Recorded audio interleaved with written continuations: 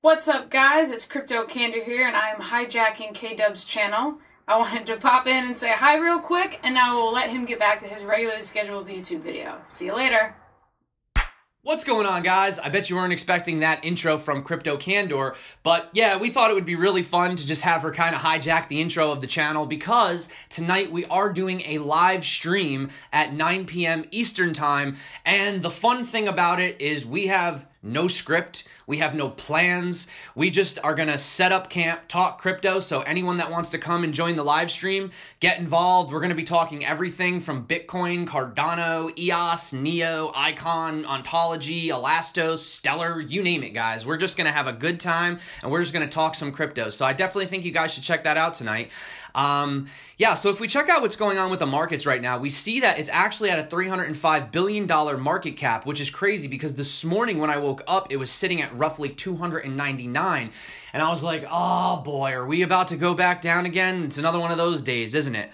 But, you know, we are seeing that there is that sideways movement, and Bitcoin dominance has recently been increasing once again to 44.8%, but the thing is it's tough right now, guys. You know, like I've seen crypto YouTubers like Crypto Daily, as in daily videos, just stop doing videos because, you know, the market is just in this place right now where it's just not interesting or it's boring, nothing's really moving, it's kind of in a sideways pattern. But to be completely honest with you guys, I know that it's a tough time right now, but as far as crypto is concerned, when you look at these accumulation periods in the long term, you realize that this is more of a gift than it is a curse. You know what I'm saying? Like the fact that the crypto markets are staying at these levels are providing the opportunity for accumulating at a lower price. I mean, we all want the rocket ship to the moon, but once it blasts off, that's it. And then you're going to be buying all your coins at 10 times higher prices. So although a lot of people are upset and complaining right now, you have to look at the grand scheme. You have to look at the big picture and realize that essentially now is the time to be accumulating. So yeah, that's just my standpoint on it. But if we check and see here what's changed, so we have a 129% increase from Mithril, which I am completely unfamiliar with, and I'm very interested in what this project is. It's debuting at 96 with a 106 market cap. So yeah, I'd have to look into that a little bit more, guys. Followed by Ontology, Basic Attention Token, which is interesting, and Verge, which is to be expected with what's been going on lately. So there is some green, but, you know, for the rest of us, you know, what can I say? 1 hour here is 7 years on Earth. Good. We can hodl here, right? So this is obviously like a play on Interstellar, but it kind of makes you think to yourself, if you actually could only invest in one crypto and you had to hold it for 7 years, what crypto would you pick? 7 years, I can't even like picture 7 months in crypto, you know what I'm saying? But that's really crazy. I don't know, guys. But on the bright side, I did want to point out that Bitcoin transactions are the cheapest that they have been in a very, very, very long time. So they're saying that if you were to transfer $10,000 worth of Bitcoin, which is a little bit over one Bitcoin, 1.1 something Bitcoin, that would be roughly 1 cent. So there's this popular Twitter account, Bitcoin Core Fee, that says we're currently at a 1 Satoshi per byte fee, which is crazy because the thing is that people are still using Bitcoin. It still has the highest volume in the cryptocurrency space. So it's not like people aren't using Bitcoin. It's just that the transaction has gone down with the fees. And this has obviously been a lot to do with SegWit integration, Coinbase. A lot of people are adopting SegWit. So, you know, and now with Ledger, you do have the option to use a SegWit wallet. Well, you've had that option, but more people are starting to actually switch over to SegWit. So we are seeing that's actually working. So they say that maybe we could potentially buy coffee or pizza with Bitcoin in conjunction with the Lightning Network in the future. Now, in other news, we have heard about Bitcoin Cash talking about potentially upping the block size yet again. So we'll see what that does in the future. But for right now, Bitcoin is basically as cheap as it's going to get, guys. So the biggest news yesterday, it was so funny. I made my news video, came out with it. And like 45 minutes later, the big announcement comes out from Coinbase. So they say, we're excited to announce our intention to support the Ethereum ERC-20 technical standard for Coinbase in the coming months. We are not announcing support for any specific asset today. So this is pretty phenomenal news. I mean, considering how much of the cryptocurrency market consists of ERC-20 tokens, that's going to open the window for a lot of possibilities. Now, of course, there's going to be a lot of speculation moving forward. Which tokens are they going to be listing? I don't know. I mean, I would assume tokens potentially that have maybe been around for a while, have better use cases, obviously don't come across as a security, clearly. So I'm not going to make any speculations here, but maybe some ERC-20 tokens like Omise Go, possibly. Maybe Basic Attention Token, possibly. So those are just some thoughts. So they say right here in this article, what are some of the things that we could, expect, and how's it going to affect Coinbase? So it says that Coinbase has a number of products this will affect. The first and potentially the most important for institutional investors is the Coinbase custody. So while this might be unfamiliar to regular investors, the Coinbase custody is a digital asset custody service that provides secure storage and financial control of large holdings. No one knows how many customers are using the custody, but it's seen as the most important prominent digital asset custodian in the US. Therefore, the addition of ERC-20 tokens might open up the door for a more diverse set of cryptocurrency trusts. So it's been a while, and we have been wondering when they are going to be listing more tokens. So the fact that they are going to be supporting ERC-20 standard, that could open the floodgate potentially, and I can definitely see some huge speculation in the upcoming months. Definitely going to be seeing some pumps on some ERC-20 tokens based on that speculation, but fun times are ahead, and we'll have to see how that plays out, guys. So in other news, I wanted to talk about, we were talking about, if we go back here, we have seen, 0x having a 15% increase. So one of the things that we could discuss why that could be happening is because the team at 0x has actually unveiled a lightweight widget, which they're saying is going to provide frictionless ERC-20 trading. Now, obviously, there's lots of opportunities, lots of places you could trade ERC-20 tokens. I mean, basically everywhere at this point. But they're saying that they're going to be introducing a new trading widget that's going to be coming to the market very soon. It was developed by the team itself, and its main purpose is to present users with a secure and convenient way to install purchase tokens with Ethereum through one transaction, which is rather interesting. So then they go on to explain how it works. As of right now, the layers involve the use of smart contracts, which have to convert ETH into WETH and so forth. And unfortunately, none of these hurdles are deal breakers by any means. But it has become evident that the average person on the street is looking for a more convenient manner in which to make use of this new protocol. So with this token, it's going to come down to essentially just selecting the currency or token you want to purchase, entering the amount of ETH you want to spend on it, and it's going to be way, way simpler than how it is right now currently to utilize the 0x protocol. So that's pretty awesome news coming out of that camp. We have seen a lot of these other projects utilizing these secondary layer protocols, 0x, Bancor, all different types of things. So they are definitely stepping their game up, and these protocols, you have the loop ring protocol, LRC, LRN. These are going to be very, very interesting moving forward, especially as we become more involved with these decentralized exchanges. But then again, we do have the big dog on campus, Binance, who's looking to decentralize their whole thing. So I don't know. That's tough to say. I mean, we will definitely see where these protocols are going to have more play in the future. So the big news also is Verge. So we all know about Verge. They had their partnership they were going to release, but they wanted some funding before they released it. So this is Justin Vendetta, okay? And he released a video.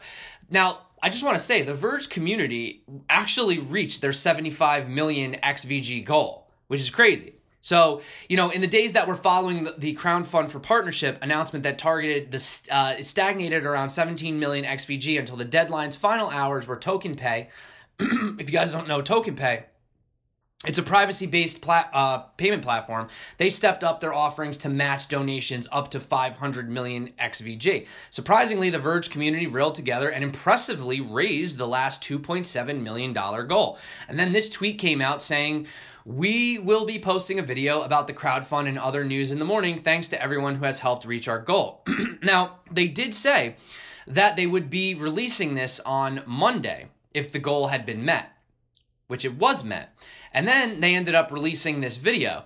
Now, this video is currently available today, but they're saying that it keeps getting deleted off of the Verge Reddit, so it's unclear if Vendetta plans to stick with what was stated in the video. But all things aside, guys, we have seen the charts go up. So I don't know what that means. We're all very curious for the partnership. We are curious as to why the video keeps getting deleted. You know, some people are throwing around the word scam. I mean, before we jump to conclusions, we should see what's going on. But, you know, we have seen things like this happen, some kind of sketchy stuff in the crypto space. You know, obviously, here's another example. We had the Walton instance where the Twitter account said that they won, and it was a member of the team. But as we could see, Walton is still pressing forward. They're still doing what they say they're going to do. And the one thing I wanted to point out, you guys know I love to talk about these on my channel, is Ask Me Anythings. So this is the Walton Ask Me Anything that happened on Medium. There are many questions that they answered. They talk about, is the mainnet still on for Q1? Yes, we are. How many child chains will be launched? Right now we have one child chain. How soon will Walton partner with a child chain? There's so many questions on here you guys can check out. For example, what steps are the team taking to ensure the launch? Will the launch of Walton Chain 2.0 wallet coincide with the mainnet release? Which they answered yes. 2.0 mining staking masternodes, Guardian masternodes. Guys, there's so much information in this. I can't even go into it right now. I will leave a link in the description and you guys can read up on that. And always get involved in these AMAs if you can. It's a great time for you to get involved with the developers and ask those questions. Unfortunately, this one has ended, but I still found it to be a very, very good read.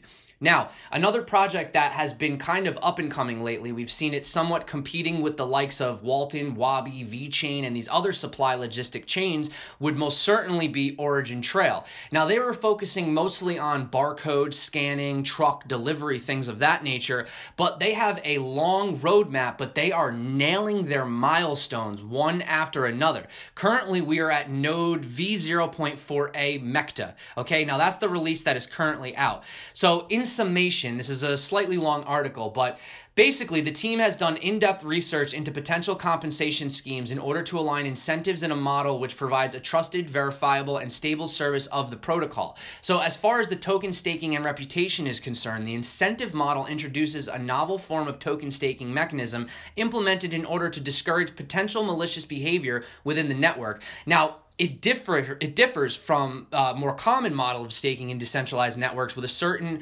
usually relative large amount of tokens set as collateral in order to qualify. For example, you have Ethereum Casper, or you have a Dash Tier 2 masternodes. So, in case of foul play, the staked amount can be lost, thus discouraging the actor to perform against the rules of the system. So a similar concept is going to be introduced by Origin Trail on a level of individual agreements between the nodes. So in order to participate in data exchanges, the nodes involved need to stake a proportional amount of tokens to the agreed upon amount in the exchange. So in a nutshell, in layman terms, guys, this effectively means that in order to take on more work in the system and thus obtain more token gains and a larger reputation, a node needs to provide a larger cumulative stake, which ensures aligned incentives and motivation to deliver higher quality of service. So I also want to go on to say that the Mecta release brings a major improvement for the interoperability with global standards. This essentially means that Origin Trail nodes are now able to handle a standardized format of data that has been implemented in supply chain information systems around the globe, making it easier to integrate and to provide consistency of data across supply chains.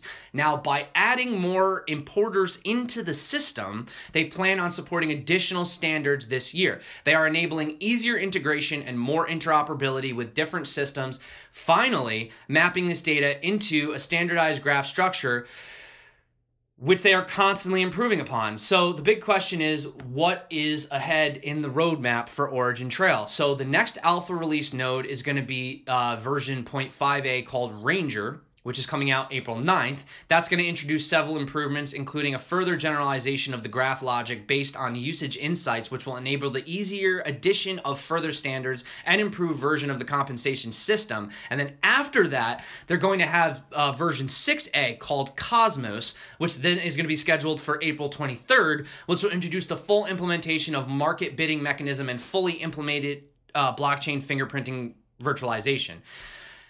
Wow, guys, Origin Trail, man, they are just blazing forward on their milestones and on their roadmap. So yeah, for anyone out there in the Origin Trail camp, it looks like sunny days ahead. So congratulations to everybody that was holding that. In adoption, because I love adoption, I wanted to talk about German National Tourist Board now accepting cryptocurrencies, or the GNTB. So as reported on the business news information website, Trade Arabia, the German National Tourist Board, the national marketing organization that promotes tourism in and to Germany, is now accepting digital currencies such as Bitcoin. So commencing immediately, all services can be paid in cryptocurrency. So they go on to say that within our digitalization strategy, we continuously test the newest technologies and trends to see if they could be useful for our company. They're accepting cryptocurrencies as a payment method and the possible medium-term implementation of the blockchain technology in our finance sector. Our international company wishes to set ourselves apart as an innovator and instigator within the tourism industry. Now, they also go on to state that there's already been several airlines and hotels around the world that have started accepting cryptocurrencies, and they are using it as a marketing tool to attract crypto enthusiasts. And with credit card frauds as, prevalent as ever, some are actually thinking that this might be a superior alternative. Possibly.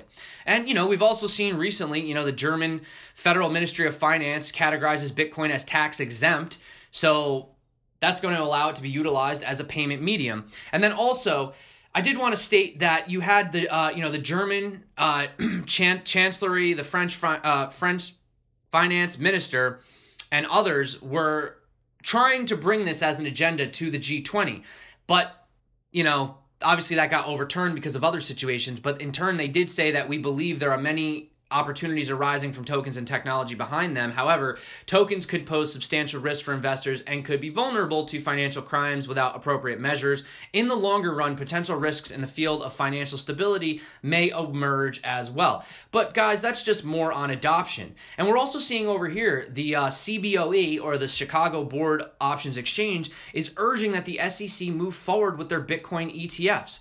So, they wrote this letter, and the U.S. securities regulators, they said that the SEC should not stand in the way of these ETFs that hold cryptocurrencies from coming into the markets, as they're essentially the same as any other ETF and any other commodity. So the letter was in response to a statement from the SEC earlier that allegedly stated that significant investor protection issues need to be examined before Bitcoin ETFs could be offered.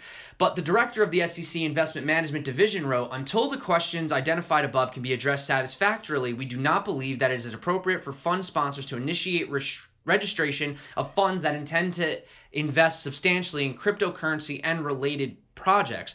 So the CBOE believes that ETFs would give investors a more transparent and accessible way to get exposure to cryptocurrencies than the spot market. The vast majority of the SEC's concerns can be addressed within the existing framework for commodity-related funds related to valuation, liquidity, custody, arbitrage, and manipulation. So the purpose of the CBOE's letter isn't exactly to rush the SEC into making a decision, all right? Now, they have helped to usher in other Bitcoin, to mainstream banking. For example, they did launch, the first futures market back in December. And, people can argue, but that got launched in December, and look what happened in January. So we saw that interest. We saw what it did to the market. So, a Bitcoin ETF was viewed as a natural next step in Bitcoin's maturation as an asset after this launch of futures. But as of right now, about a dozen Bitcoin-linked ETFs are sitting in regulatory limbo waiting for approval. So in a nutshell, guys, As the volumes continue to grow, especially on the regulated US market, the overall spot Bitcoin market looks more and more like a traditional commodity market, and CBOE continues to believe that the spot market is sufficiently liquid to support a Bitcoin ETP, or, in other words, an exchange traded product. So it's not like these guys aren't trying to get in. It's not like they're not interested. It's not like they're not waiting on the sidelines. It's just these big investors, they're worried about these regulations, but the CBOE is saying, let's go forward with it. What's the difference? Let's get on board. Let's start trading some crypto. So, we're all waiting, guys. We're here. So it'd be nice to have some, extra heads at the party. So anytime you guys want to join in, we're waiting. Also, I thought this was really funny. You guys know, like, Steven Seagal. He was like the guy in the 90s. He did all the martial arts movies and stuff, really cheesy looking stuff, but whatever. So he was actually involved in this Bitcoin project, which is Bitcoin 2 Gen, which I hate the name Bitcoin 2 Gen, and it's Bitcoin with 2 I's. It's so freaking stupid. I'm sorry. It's just an annoying name. But anyway, that's way off topic. So, so Bitcoin 2 Gen announced that its founders and brand ambassador, Steven Seagal, are leaving the organization. Now, their reason is, as Bitcoin goes through the conversion phase from token to mineable coin. Now, keep in mind, when I say Bitcoin, it's Bitcoin, E-E-N, with 2 I's. That's such a stupid name. From token to mineable coin, we wish to advise that Bitcoin will join the likes of the original Bitcoin and become a truly open source. Therefore, a big thank you to the founders and to our brand ambassador, whom we all wish the best in their future endeavors. However, at this point on the Bitcoin will function within its ecosystem and begin a genuinely anonymous cryptocurrency with no individual or individuals having control over the entity. So Seagal joined the project amid allegations from a variety of industry publications that the Bitcoin 2 Gen project was a pyramid scheme or an MLM company because of their structure that they had during their ICO, which was somewhat pyramid shaped. But yeah, guys, I'm not really going to go into the rest of this article, but so basically, they just up and left. They said they're done. They want it to be anonymous. A lot of people are asking if this is an exit scam, what's going on. And they thought that it was really strange how Steven Seagal decided to get involved in this, even though it was explicitly stated that the SEC was warning against ICOs that were going to be publicly endorsed by celebrities being potentially illegal. So Bitcoin 2 Gen, guys, or Bitcoin B2G. Yeah, there we go, guys. Get on that Steven Seagal coin train thing. Anyway, getting back to the real Bitcoin. So Blockstream has unveiled a nanotip lap, which I guess is a Lightning Network app. So it's a lap, like the thing you sit on when you tell Santa Claus what you want for Christmas. I would normally edit that out, but that was kind of funny. So Blockstream has come up with a new application that will utilize the Lightning Network's functionality in a proper manner. A lot of people are excited about the micropayment solution offered by the Lightning Network and also want to be able to tip other people in Bitcoin. So they have developed the nanotip lap, specifically designed for this particular scaling solution. With nanotip, users can tip others through simple web server, which generates Lightning payment request on the fly. For content creators, hey guys, this is pretty big because it'll follow the creation of personalized tip bots. Anyone who supports content creators can determine how much they want to give at any given time, and it's a pretty straightforward concept that will bring a lot of positive attention to this particular scaling solution. That's pretty cool, guys. So tipping on Lightning Network. Nice. I'm pumped. I'm pumped, guys. Let's do it. But let's just end today on a fun note. So much going on in crypto, so much price action, up, down, whatever. But I thought it was really interesting how the HBO TV show Silicon Valley, now they're on their 5th season, and in every intro, they kind of change their intro, they change the graphics, they change the pictures. So I wanted to point out here that in the new intro, they actually have a Coinbase headquarters, which is stacked on top of a bunch of Bitcoins, and that's part of the introduction on the TV show. So I thought that was pretty cool. You know, you could see it next to things, you know, like Uber and Lyft, and they have Amazon Prime drones flying around with a fully constructed Apple park. So yeah, guys, Coinbase and the Bitcoin Tower is now officially part of the 5th season of HBO's Silicon Valley. What up? Adoption, guys. So anyway, I thought that was really awesome. Thanks for coming back to my channel, guys. Like I said, it's crazy times in crypto, but it's an excellent time for accumulation. You know, people who are scared, there's always Tether. You can always just put it into Tether, or you can just play the HODL game. There is real intense belief in the community, technical analysis, sentiment driven. Everyone really thinks that the bull run is most likely going to come. They're saying around the summertime, but who knows? You know, all I can say is excellent time for accumulation. So thanks again, guys, for coming back to my channel. If you guys want, definitely check out the live stream tonight with Crypto Candor at 9 p.m. I think it's going to be a fun time. And also, I want to start doing more coin reviews, not ICO reviews or anything like that. I want to do coin reviews of coins that are out right now. But I want you guys to give me your input because there's so many. I have a list of like 25 projects and I have no idea what you guys want me to cover, but I'm interested. I'm jonesing for some research. So drop any coins that you guys want me to look at, and I'm hoping to come out with some videos in the future. So that being said, guys, thank you so much for coming back to my channel. I really appreciate it, especially in this bear market. You know, your views, your comments, they really keep me going, and that's why I get up and I do this every single day. So my name is K-Dub. This is Crypto Zombie. Until next time, guys, stay crypto and peace out.